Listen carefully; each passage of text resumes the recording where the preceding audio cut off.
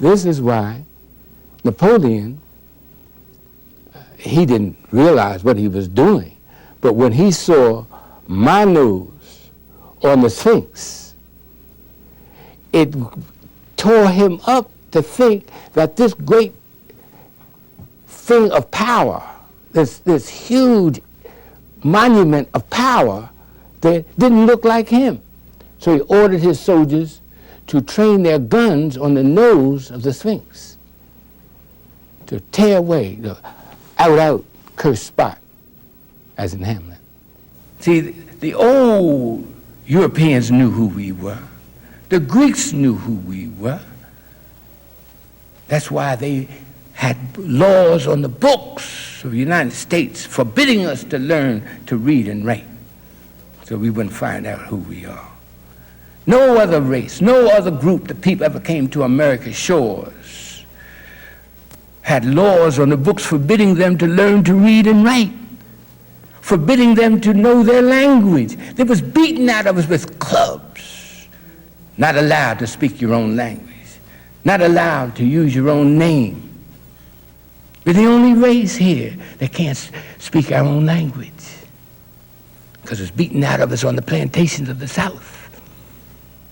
Make us feel that we're nothing, nobody. But you're in for something that's going to be beautiful. We're going to solve this problem. We're going to neutralize the poison that comes out of the television by having our own films showing the beauty and the grandeur and sophistication of the Songhai Empire. The most powerful impact on the attitude is that which is the impact on your subconscious subliminally. You know, they outlawed subliminal advertising because it's so powerful.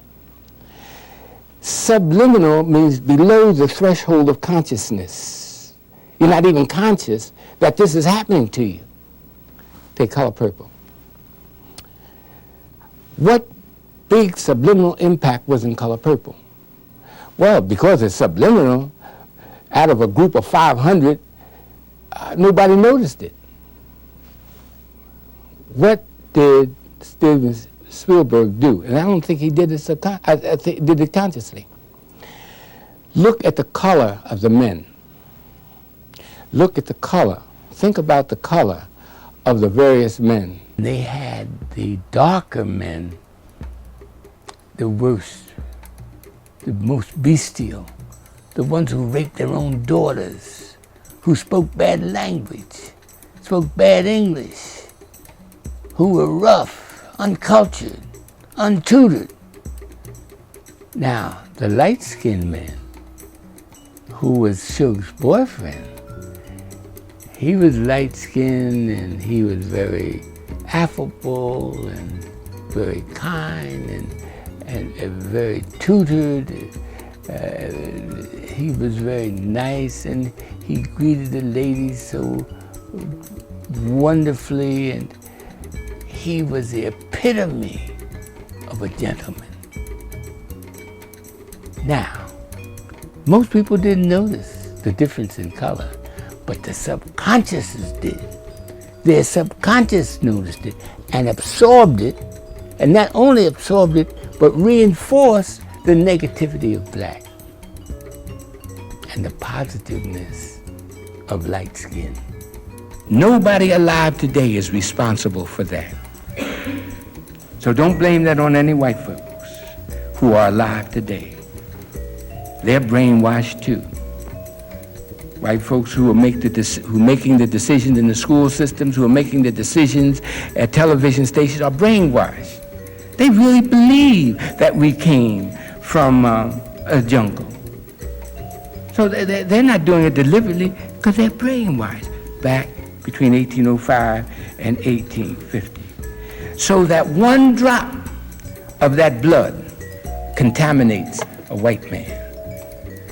If those of you who saw Queen, remember what this girl looked like a white girl said to Queen.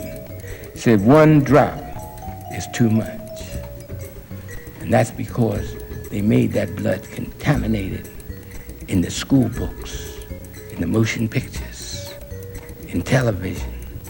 Since the problem is the programmed loathing and hatred of our African genesis, then the solution is the reprogramming of African genesis, the reprogramming of the beauty and grandeur and sophistication of our African background, the reprogramming of the great cities of the Western Sudan that led the world in science and humaneness, the reprogramming of our fathers and mothers who gave to the world the light of humanity, the 14th, the 15th, the 16th, the 17th centuries. And we can do that through, and only through, drama, because drama evokes the emotion that is necessary to penetrate, as a sword, the subconscious. We just like you to control the impulse to fight one another. It was put in there on the plantation. That's how the man could control 500 brothers who could snap him across their knee, by putting them against each other. That's why we kill each other, because we still have that plantation hatred, saying that we're less than good. And we're saying to you, just a little while longer, we're going to clear the air and neutralize the poison that's coming out of television and radio and motion pictures and those sexually explicit songs you hear on Power 99 and those other stations. That's just to make you have children. And then they point and say, you see, they don't have any morals. The Whispers of the Medallion is a motion picture which is the culmination of years and years of testing as to what impact will the beauty of the ancestors of African Americans do. We started off with a book to see what impact it would have on thousands of people who would read the book. This book is called The Journey of the Songhai People. We are the Songhai people. That is, all the black people in South America, in the Caribbean, and in North America, and in West Africa came from an empire, a 1,000-year-old empire in West Africa called the Songhai Empire. This was a conglomeration of 10 countries. Now these countries are there. But at one time we were together, united in an empire. It was made up of university cities and rolling farmlands, iron and steel factories, beautiful clothing stores, medical schools, law schools, to which universities Europeans came and studied at the feet of our fathers. I'm not talking about thousands of years ago, I'm just talking a couple of hundred years ago. The CD of Black Rhapsody, considered the most outstanding historical CD in the country. It not only tells the history of the Songhai people, but it also gives the story of the songs our mothers and fathers gave to the world, over 6,000 songs, call them spirituals. Also in this is the story of the eagle who had been brainwashed that he was a chicken, and what became of that. It's a wonderful story. It is used by ministers all over the United States, and that's in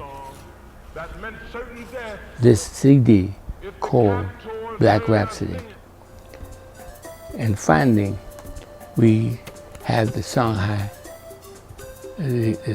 Princes DVD. And this was a prelude for us to making sure that what they could see would change behavior. The Whispers of the Medallion motion picture will expose millions to the wondrous beauty, grandeur, and sophistication of our ancestors. The love and honor of our Songhai ancient Egyptian ancestry will envelop them.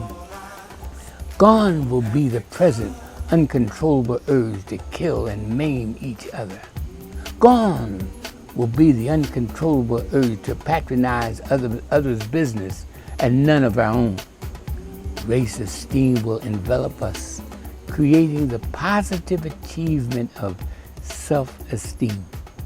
This is not just a pipe dream.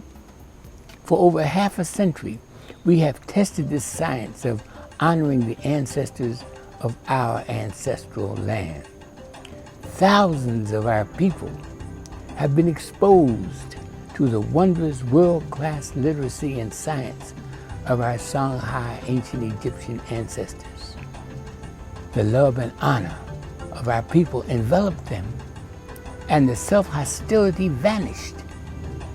The thousands of school youths' marks miraculously rose, and their behavior became exemplary.